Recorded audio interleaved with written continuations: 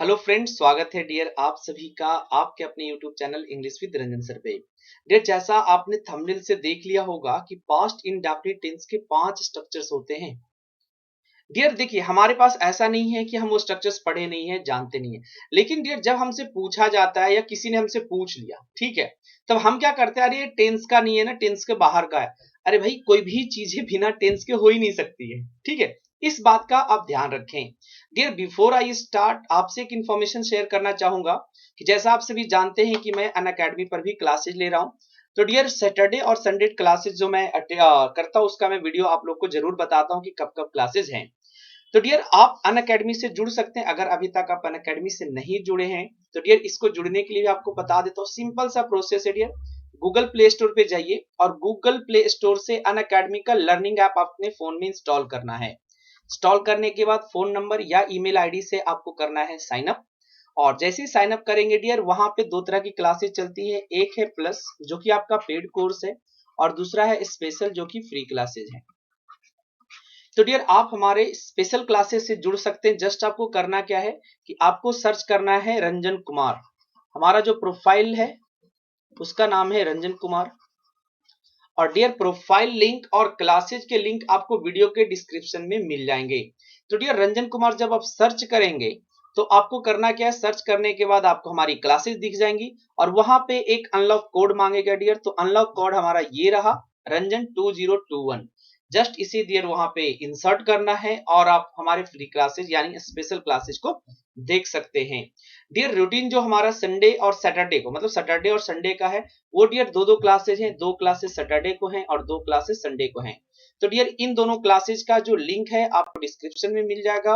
और डियर, साथ ही साथ अगर आप कोई प्लस सब्सक्रिप्शन लेना चाहते हैं, अगर आप कोई भी प्लस सब्सक्रिप्शन लेना चाहते हैं और अगर आप हमारा कोड इस्तेमाल करेंगे रंजन 2021, तो वहां भी आपको मैक्सिमम डिस्काउंट मिल जाएगा। अगर आप एसएससी की तैयारी कर रहे हैं या बैंकिंग की तैयारी कर रहे हैं या इंग्लिश सीखना चाहते हैं, तब डियर आप हमारे स्पेशल क्लासेस से जुड़ सकते हैं। एंड आई होप आप हमारे प्लेटफॉर्म पे आइए, हमारे टाइम पे आइए। वहां पर सुबह आज दोपहर की 2 बजे क्लास होगी डियर, और शाम को 6:45 पे एक प्रैक्टिस क्लास होगा। चलिए डियर, शुरू करते हैं और सीखते हैं ये टेंस के बारे में। कि जैसा मैंने आपको बताया कि जब हम टेंस के बारे में पढ़ते हैं तो हमारे मन में एक ख्याल जरूर आता है। ये हमारे सोशल मीडिया प्लेटफॉर्म है डियर, यहाँ आप फॉलो हमें कर सकते हैं। इंस्टाग्राम पे आप हमें फॉलो जरूर कर लीजिए, रंजन सर इंग्लिश सर्च करेंगे। डियर, अपने क्वेरी को आप इस नंबर पे भेज सकते हैं, आप हमें टेलीग्राम पे भेज सकते हैं, और हमारे ब्लॉग को भी आप पढ़ सकते हैं। ये हमारा वेबसाइट का नाम है, यहाँ पे जाके आप। तो डियर, पास्ट इंडेफिनिट टेंस के कितने स्ट्रक्चर्स हो सकते हैं, क्वेश्चन हमारा यही है। तो जब हम सेंटेंसेस देखते हैं डियर, तो हमें ये वाला तो बहुत आसानी से समझ में आ जाता है। अगर किसी ने ऐसा लिखा तो हमें बहुत आसानी से समझ में आता है। जैसे किसी ने लिख दिया शी वेंट देयर, तो हम इस सेंटेंस को बहुत आसानी से कहते हैं कि ये जो सेंटेंस है ये पास्ट इंडेफिनिट टेंस का है। ठीक है, पास्ट इंडेफिनिट, या कुछ लोग इसको पास्ट सिंपल या सिंपल पास्ट बोलते हैं। ठीक है, अब एक चीज को थोड़ा समझते हैं। कुछ लोग ये सोचते हैं कि सिंपल पास्ट अलग है और पास्ट इंडेफिनिट टेंस अलग है। डियर, ये भी एक भ्रम है। आप चाहे पास्ट इंडेफिनिट टेंस बोलिए या सिंपल पास्ट बोलिए, दोनों एक ही टेंस का अलग अलग नाम है। ठीक है, दोनों एक ही टेंस का अलग अलग नाम है।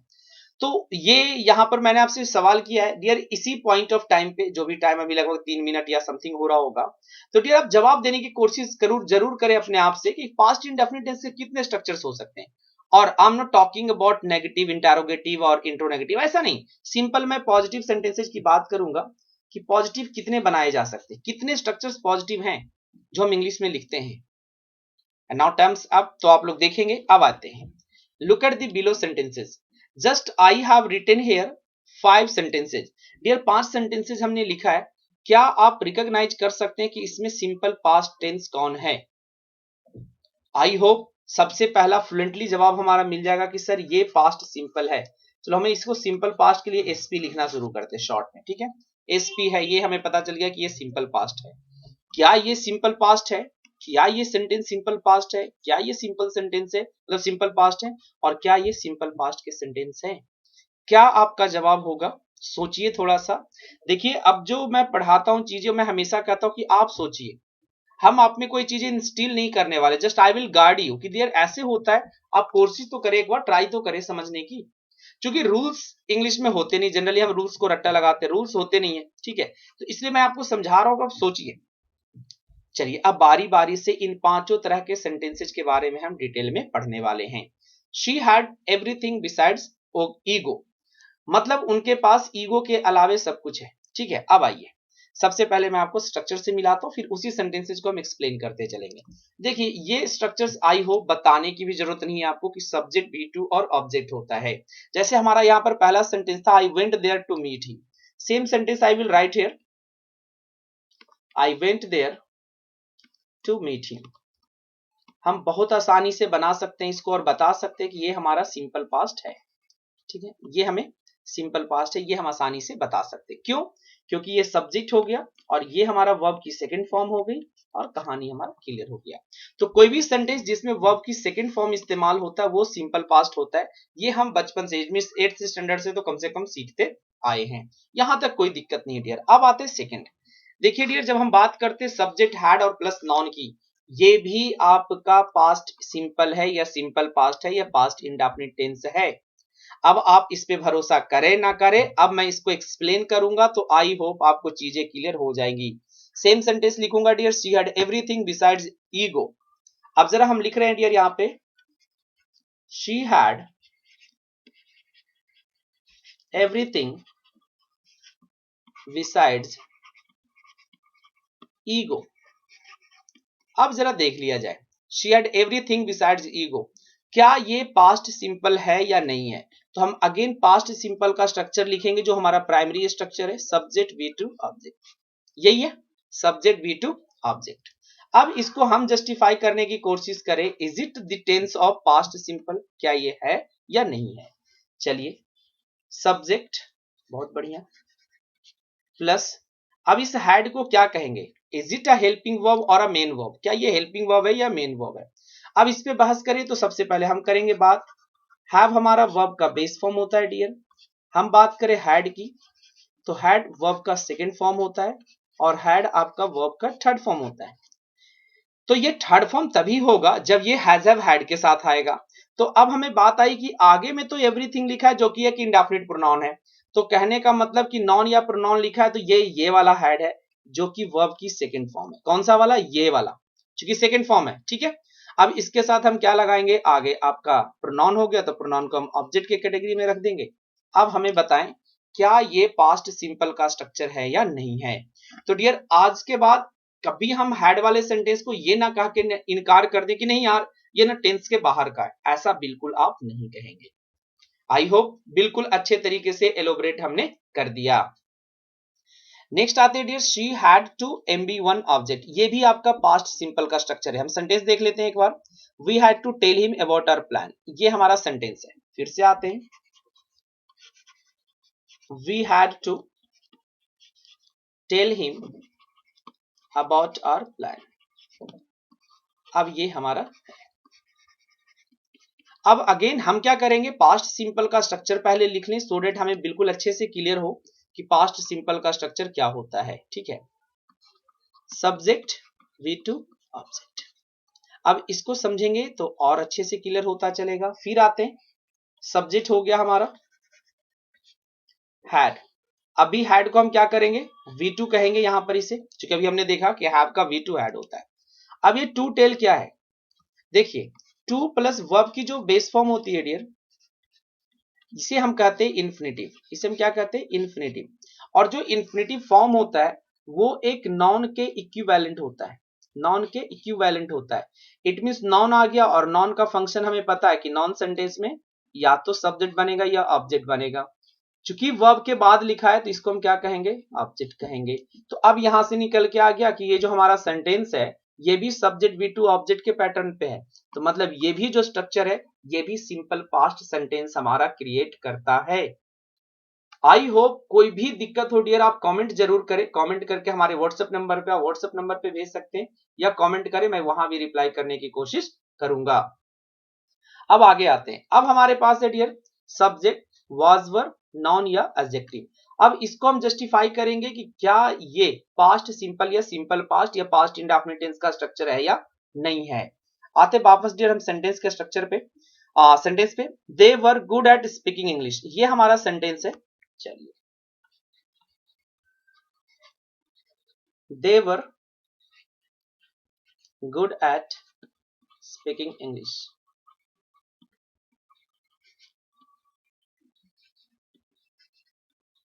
चलिए आगे हम यहां तक अब इस चीज को थोड़ा समझेंगे और कोशिश करेंगे करने की। फिर से ये हमारा सब्जेक्ट हो गया, फिर हमें क्या चाहिए, वर्ब की सेकंड फॉर्म। अब इस फॉर्म को पहले पता करना पड़ेगा कि आखिर ये वर जो है ये फॉर्म किसका है, वाज और वर है, आखिर वर्ब का कौन सा फॉर्म। तो सबसे पहले हम शुरू करें MB1, MB2 एंड MB3। ये हमारे तीन फॉर्म होते हैं, MB1, MB2, MB3। MB1 जो यहां पर वर्ब फॉर्म है डियर वो है बी, और बी का सेकंड फॉर्म होता है वाज एंड वर, और ये जो V3 फॉर्म होता है वो होता है बीन।